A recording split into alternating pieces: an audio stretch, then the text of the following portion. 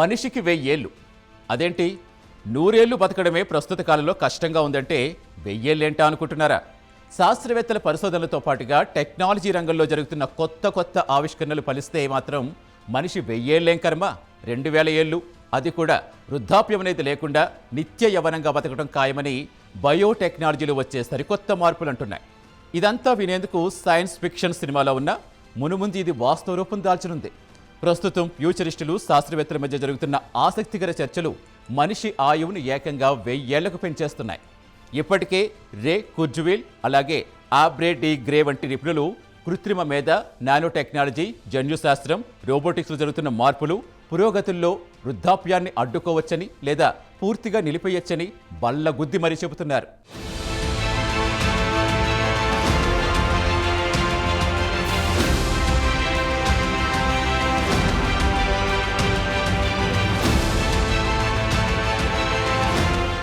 ఇక బయోటెక్నాలజీలో వచ్చే సరికొత్త మార్పులు మానవాళి వృద్ధాప్యం జయించేందుకు దోహదపడతాయని ఫ్యూచరిస్టులు అంటున్నారు.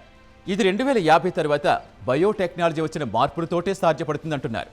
అప్పటికీ బయోటెక్నాలజీలో సాధించే బయోటిక్ విప్లవం, వైద్యపరమైన మార్పులు ప్రాక్టికల్ ఇమార్టాలిటీ అని పిలువబడే స్థితికి మనుషుల్ని దగ్గర చేస్తాయని, ఇవి దీర్ఘాయుష్యును పెంచేందుకు దోహదం చేస్తాయని అంచనాలు వేస్తున్నారు.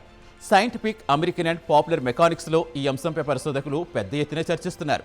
సెల్యులార్ స్థాయిలో వృద్ధాప్యం పూర్తిగా రిపేర్ చేయడం ద్వారా లేదా రివర్స్ చేయడం ద్వారా మానవులు తీరికల్లి 1000 సంవత్సరాలు జీవించే అవకాశం ఉందట. ఇదే సాధ్యపడితే సుమారుగా 1000 నుంచి 2000 సంవత్సరాలు జీవించవచ్చని అంచనా వేస్తున్నారు పరిశోధకులు.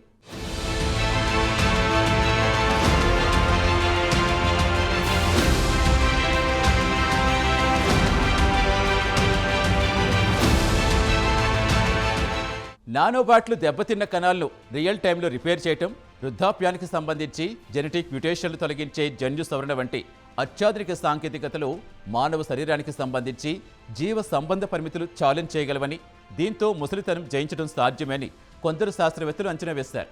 అయితే దీర్ఘాయుష్ కూడా తర్వాత సవాళ్లకు దారితీసే అవకాశం ఉందనే వాదనలు వస్తున్నాయి.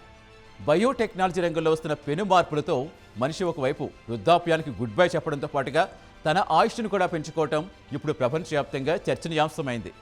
ఇదిలా ఉంటే ఇప్పటికే ఏఐ ద్వారా కూడా మనిషి వయస్సును తిరిగి వెనక్కి తీసుకెళ్లే ప్రయత్నాలు మొదలయ్యాయి. మొత్తానికి మనిషి టెక్నాలజీతో తన వయస్సు తక్కువ చేసుకోవడంతో పాటుగా ఆయుష్ను పెంచుకునే పనిలో పడ్డాడు.